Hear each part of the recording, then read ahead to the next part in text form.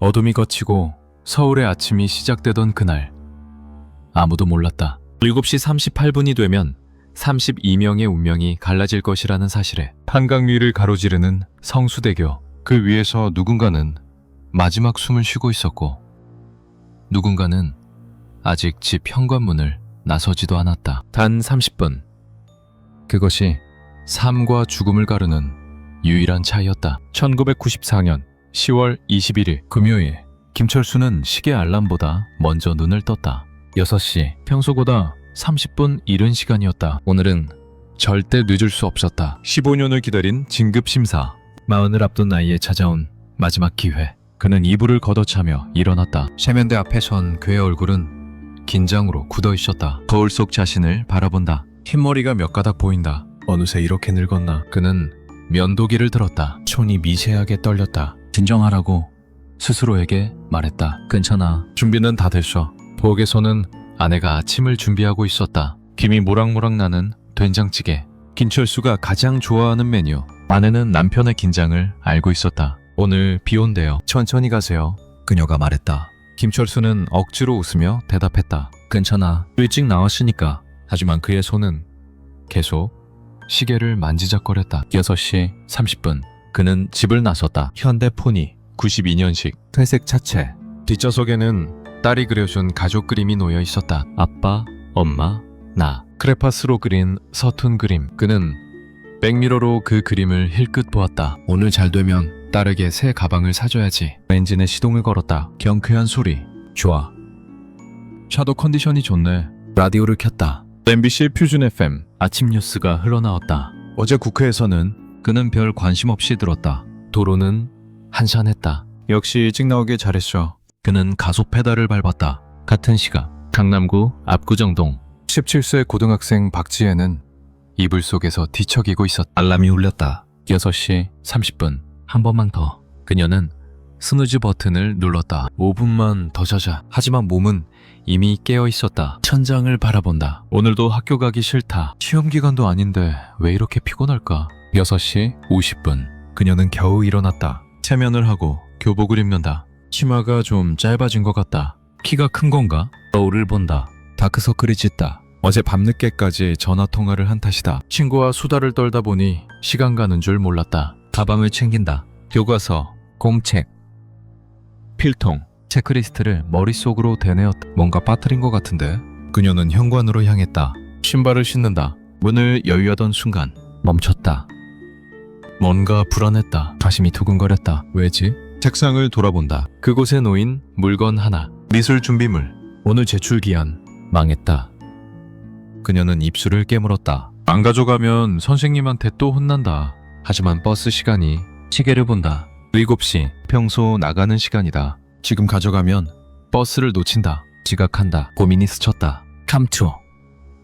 4초. 5초. 8. 그녀는 다시 방으로 뛰어들어갔다. 준비물을 집어든다. 가방에 억지로 밀어넣는다. 지퍼가 잘 안 닫힌다. 힘을 준다. 드디어 잠긴다. 다시 현관으로. 신발을 신는다. 문을 잠근다. 얼벅시 5분. 5분 늦었다. 정류장까지 뛴다. 가방이 무겁다. 숨이 찬다. 보퉁이를 돈다. 정류장이 보인다. 그리고 떠나는 버스의 뒷모습도. 그녀는 소리쳤지만 버스는 멈추지 않았다. 손을 들어봤지만 소용없었다. 버스는 멀어져 갔다. 그녀는 정류장 의자에 주저앉았다. 숨을 헐떡였다. 시간표를 본다. 다음 버스. 얼벅시 20분. 15분을 기다려야 한다. 완전히 지각이네. 담임 선생님 얼굴이 떠올랐다. 또 혼나겠지. 그녀는 한숨을 내쉬었다. 왜 오늘따라 이러는 거야? 얼벅시 10분. 김철수의 차는 한강대교를 지나고 있었다. 강 위로 아침 햇살이 반짝였다. 날씨가 좋다. 기분도 좋아진다. 라디오에서는 경쾌한 음악이 흘렀다. 그는 작게 콧노래를 흥얼거렸다. 회사까지 20분. 충분한 시간이다. 심사 자료도 완벽하게 준비했다. 프레젠테이션도 여러 번 연습했다. 말 될 거야. 신호등이 빨간불이다. 그는 멈춰 섰다. 옆 차선을 본다. 택시 한 대, 버스 한 대, 모두 출근하는 사람들로 가득하다. 다들 어디론가 가고 있다. 각자의 일상으로. 신호등이 바뀐다. 파란불. 그는 다시 출발했다. 7시 25분. 성수대교가 보이기 시작했다. 저 다리만 건너면 된다. 차들이 많이 밀린다. 역시 출근 시간이라 그런가? 그는 속도를 줄였다. 앞차들이 거북이처럼 미리게 움직인다. 조금 답답하지만 괜찮다. 시간은 충분하니까. 7시 20분. 박지혜는 여전히 정류장에서 기다리고 있었다. 멀리서 버스가 보인다. 드디어 그녀는 일어섰다. 버스가 멈춘다. 문이 열린다. 그녀는 카드를 찍고 올라탄다. 뒷좌석으로 간다. 창가 자리에 앉는다. 버스가 출발한다. 창밖으로 거리가 지나간다. 출근하는 사람들, 등교하는 학생들, 전사 준비하는 상인들 모두 바쁘게 움직인다. 평범한 아침. 그녀는 가방에서 이어폰을 꺼냈다. 음악을 들으려고. 하지만 배터리가 없다. 에이트. 그녀는 이어폰을 다시 넣었다. 그냥 창밖이나 보자. 7시 35분. 김철수는 성수대교에 진입했다. 다리 위로 올라선 한강이 발 아래 펼쳐진다. 저 멀리 63빌딩이 보인다. 아침 햇살을 반짝인다. 아름답다. 그는 잠시 풍경을 즐겼다. 이 다리를 몇 번이나 건넜을까? 수백 번, 수천 번. 항상 안전하게 건넜다. 오늘도 그럴 것이다. 차들이 정체되어 있다. 앞차가 거의 멈춰 있다. 왜 이렇게 느린 거야? 그는 핸들을 두드렸다. 시계를 본다. 7시 36분. 아직 시간은 있다. 하지만 조금 불안하다. 심사는 8시에 시작한다. 믿으면 안 된다. 절대로. 뒤에서 경적 소리가 들린다. 빵빵.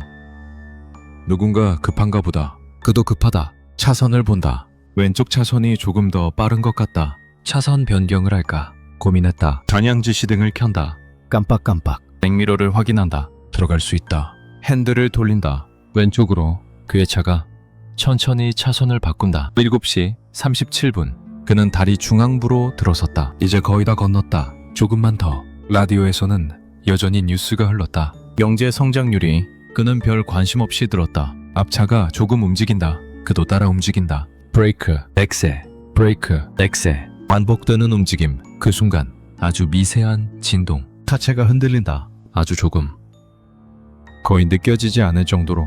그는 별로 신경 쓰지 않았다. 다리는 원래 흔들린다. 차도 지나가고 바람도 불고. 당연한 거야. 그는 라디오 볼륨을 조금 높였다. 7시 38분. 박지혜를 태운 버스는 성수대교를 향해 가고 있었다. 아직 다리까지는 10분 정도 남았다. 그녀는 창밖을 바라보고 있었다. 하늘이 맑다.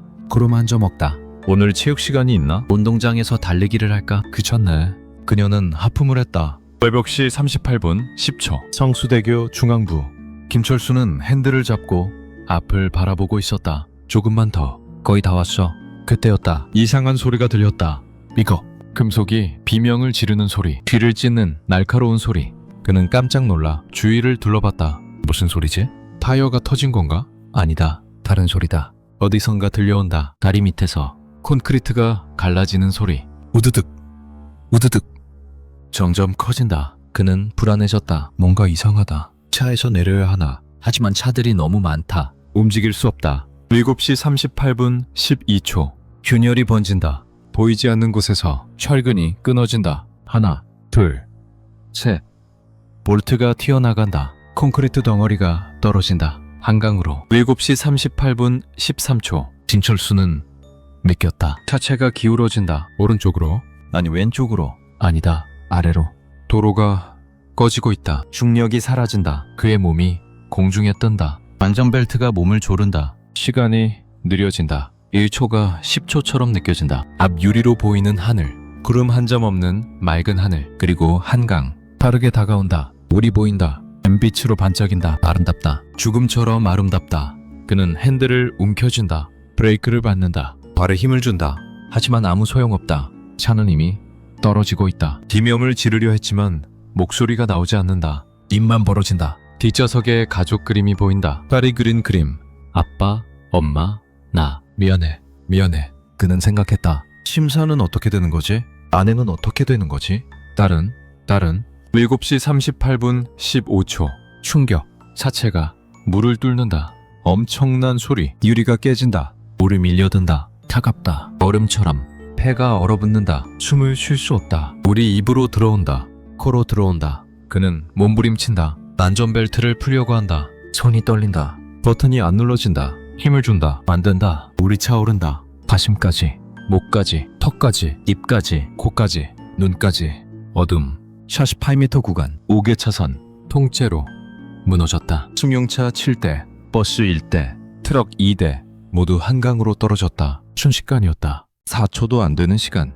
그 짧은 시간에 32명의 인생이 끝났다. 아니, 31명. 한 명은 살아남았다. 다리 끝자락에 있던 트럭 운전사 이병철 44세. 그는 무너지는 순간 본능적으로 후진했다. 브레이크를 밟는 대신 후진 기어를 넣었다. 엑셀을 밟았다. 트럭이 뒤로 밀렸다. 바로 그 순간 앞에 도로가 무너졌다. 그의 트럭 바로 앞에서 그는 살았다. 하지만 그 뒤의 모든 것은 지옥으로 떨어졌다. 7시 50분 마치에를 태운 버스는 여전히 도로 위에 있었다. 평소보다 느리게 움직이고 있었다. 뭔가 이상했다. 차들이 전혀 움직이지 않는다. 완전히 정체되어 있다. 왜지? 사고라도 났나? 그때 사이렌 소리가 들렸다. 멀리서. 점점 가까워진다. 구급차, 소방차, 경찰차 연달아 지나간다. 승객들이 웅성거린다. 무슨 일이야? 사고 난 건가? 기사 아저씨가 라디오를 켰다. 뉴스 속보가 흘러나왔다. 방금 들어온 소식입니다. 성수대교가 붕괴됐습니다. 반복합니다. 성수대교가 붕괴됐습니다. 순간 버스 안이 조용해졌다. 모두 숨을 죽였다. 뭐라고? 다리가 무너졌다고. 성수대교가 믿을 수 없다는 표정들. 박지에도 얼어붙었다. 성수대교. 그 다리는 내가 항상 건너는 다리. 그녀는 시계를 봤다. 월벅시 50분. 평소 같았으면 지금쯤 다리를 건너고 있었다. 7시 버스를 탔다면, 준비물을 안 가지러 갔다면 지금쯤 나는 손이 떨리기 시작했다. 가방을 움켜준다. 미술 준비물. 이 작은 물건. 이것 때문에 5분 늦었고 버스를 놓쳤고 15분을 기다렸고 30분 늦게 출발했고 그래서 지금 살아있다. 눈물이 났다. 왜 우는지 모르겠다. 슬퍼서, 무서워서, 다행스러워서, 죄책감 때문에 모든 감정이 뒤섞였다. 그녀는 입을 손으로 막았다. 소리내어 울지 않으려고. 버스는 멈춰섰다. 더 이상 갈 수 없었다. 경찰이 도로를 통제하고 있었다. 기사 아저씨가 말했다. 여기서 내리셔야 할 것 같습니다. 성수대교가 무너져서 우회도 불가능합니다. 승객들이 웅성거리며 하나둘 내리기 시작했다. 박지혜도 일어났다. 다리가 후들거렸다. 계단을 내려간다. 버스 밖으로 나왔다. 거리는 혼란스러웠다. 사람들이 모여 있었다. 모두 같은 방향을 보고 있었다. 성수대교 방향. 그녀도 그쪽을 봤다. 멀리서. 아주 멀리서. 끊어진 다리가 보였다. 허공에 떨어진 도로. 그 아래는 텅 비어 있었다. 헬기가 날아다녔다. 사이렌 소리가 울렸다. 사람들의 비명이 들렸다. 누군가 울고 있었다. 누군가 기도하고 있었다. 왓지에는 그 자리에 서서 멍하니 바라봤다. 저기, 저 다리 위에 내가 있을 수도 있었다. 그녀는 시계를 다시 봤다. 8시 10분. 이미 1시간 넘게 지각이다. 하지만 학교는 가야 한다. 그녀는 주변을 둘러봤다. 지하철역 표지판이 보였다. 2호선 성수역. 저걸 타고 가면 된다. 강남까지는 20분이면 도착할 것이다. 그녀는 지하철역으로 향했다. 계단을 내려간다. 역 안도 사람들로 붐볐다. 모두 버스를 포기하고 지하철로 몰려든 것이다. 매찰구를 지나 플랫폼으로 내려갔다. 사람들이 가득했다. 평소보다 2배는 많아 보였다. 전광판을 봤다. 2분 후 열차 도착. 그녀는 기다렸다. 옆 사람들의 대화가 들렸다. 성수대교 완전히 무너졌대. 사람 많이 죽었대요.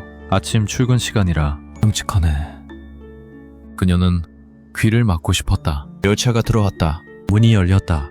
사람들이 밀려 들어간다. 그녀도 함께 탔다. 10,000원이었다. 숨 쉬기도 힘들 정도로 문이 닫혔다. 열차가 출발했다. 창밖으로 어둠이 스쳤다. 터널 안 형광등 불빛이 빠르게 지나간다. 그녀는 손잡이를 잡았다. 열차가 흔들렸다. 사람들 사이에 끼어 있었다. 누군가의 가방이 등을 찔렀다. 누군가의 팔꿈치가 옆구리를 눌렀다. 하지만 아무것도 느껴지지 않았다. 머릿속은 온통 그 장면뿐이었다. 끊어진 다리, 허공에 떠있는 도로, 그 아래 한강, 떨어진 차들, 그 안에 사람들. 그녀는 눈을 감았다. 상상하지 않으려 했다. 하지만 이미 늦었다. 메리에 박혔다. 만약 준비물을 안 가지러 갔다면, 만약 7시 버스를 탔다면, 만약 평소처럼 움직였다면 지금 그녀는 어디에 있을까? 버스 안? 다리 위?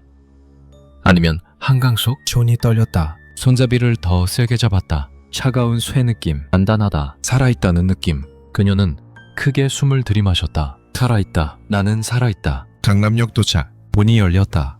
사람들이 쏟아져 나왔다. 그녀도 내렸다. 계단을 올라간다. 개찰구를 나선다. 밖으로 나왔다. 햇살이 눈부셨다. 그녀는 잠시 멈춰서서 하늘을 봤다. 여전히 맑았다. 구름 한 점 없었다. 학교까지는 5분 거리. 그녀는 천천히 걸었다. 뛰지 않았다. 이미 지각이다. 조금 더 늦어도 상관없었다. 오늘만큼은 길을 걷는다. 평소와 같은 길. 하지만 모든 게 달라 보였다. 다로수, 건물, 사람들, 모든 것이 새롭게 느껴졌다. 학교 정문이 보였다. 8시 40분. 그녀는 교무실로 향했다. 지각계를 써야 한다. 문을 열었다. 선생님들이 보였다. 모두 심각한 표정이었다. TV가 켜져 있었다. 뉴스, 성수대교. 그녀는 지각계를 내밀었다. 8시 30분. 뉴스는 계속 속보를 전했다. KBS, MBC, SBS. 모든 채널이 같은 화면을 내보냈다. 성수대교, 끊어진 다리, 한강. 구조작업. 리포터들이 현장에서 중계했다. 목소리가 떨렸다. 그들도 믿기 어려웠다. 현재까지 확인된 사망자는 20명입니다. 실종자는 11명입니다. 구조작업이 진행 중입니다. 잠수구들이 물속으로 들어갔다. 차량을 찾아야 했다. 생존자가 있을지도 모른다. 기적을 바랬다.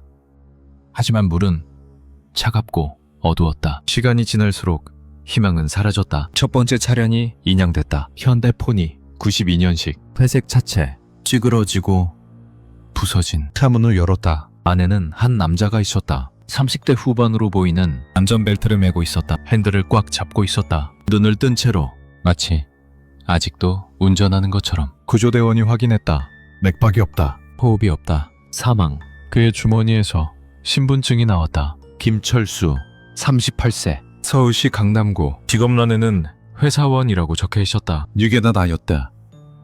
그의 인생이 한 장의 플라스틱 카드로 요약됐다. 뒷좌석에서 젖은 종이 한 장이 발견됐다. 크레파스로 그린 그림.